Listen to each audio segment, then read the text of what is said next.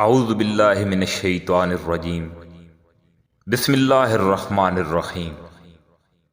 ایک گاؤں کا مالدار آدمی اپنی بیوی کے ساتھ گھر کے صحن میں بیٹھا ہوا تھا۔ عید کا دن تھا۔ اس کی بیوی اٹھی اور کھانے کے لیے میٹھی چیز برتن میں ڈال کر اپنے شوہر کے قریب رکھی۔ دونوں میاں بیوی وہ چیز کھانے ہی لگے تھے کہ باہر والے دروازے پر دستک ہوئی اور اس کے ساتھ ہی فقیر کی صدا سنائی دی۔ تو بیوی فوراً اٹھی اور فقیر کو دینے کے لیے برتن میں دانے لیے اور دروازے پر چلی گئی۔ یوں ہی دروازہ کھولا اور فقیر کے چہرے پر اس کی نظر پڑی تو فوراً وہیں پر گر کر بے ہوش ہو گئی۔ اس کا شوہر یہ سارا ماجرا دیکھ رہا تھا۔ اٹھ کر دوڑتا ہوا اپنی بیوی کے پاس آیا، اس کو اٹھانے کی کوشش کی مگر وہ بے ہوش تھی اور فقیر وہاں سے جا چکا تھا۔ شوہر نے اپنی بیوی کو اٹھایا اور لا کر چارپائی پر رکھا، پانی وغیرہ پلایا۔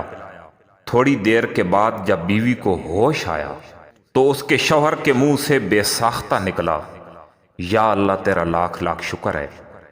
اور پھر اپنی بیوی سے پوچھنے لگا، آپ کو کیا ہوا تھا کہ ایک دم بے ہوش ہو کر گر پڑی؟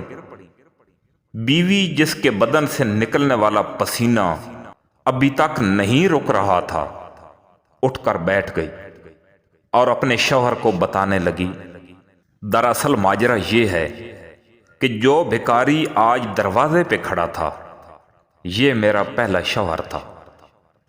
کسی وقت یہ بہت مالدار آدمی ہوا کرتا تھا اور ایک دن اسی طرح عید کا دن تھا اور اسی طرح میں اس شوہر کے پاس بیٹھی ہوئی تھی کہ ہمارے گھر کے دروازے پر ایک فقیر نے دستک دی تھی اور میرے اس شوہر نے بجائے کچھ دینے کے جا کر اس فقیر کو لاتوں اور مکوں سے گرا دیا تھا۔ یہ بڑا سنگ دل انسان ہوا کرتا تھا اور اس کی اسی فطرت کی وجہ سے میں نے اس سے طلاق لے لی تھی، اور آج جب اپنے اسی شوہر کو ایک گداگر کی حالت میں اپنے دروازے پر دیکھا تو یہ بات مجھ سے برداشت نہ ہو سکی اور یہی میری بے ہوش ہونے کی وجہ تھی۔ یہ تمام بات سن کر اس کے شوہر نے اسے کہا، یہ جو بات آپ نے بتائی ہے بالکل درست ہے، اور یہ بات سن کر آپ کو مزید حیرانگی ہوگی کہ جس فقیر کو تمہارے اس شوہر نے لاتوں اور مکوں سے عید والے دن مارا تھا وہ میں ہی تھا۔ یہ قدرت کے فیصلے ہیں کہ اس کو مالدار سے بھکاری بنا دیا اور مجھے بھکاری سے ایک مالدار شخص بنا دیا۔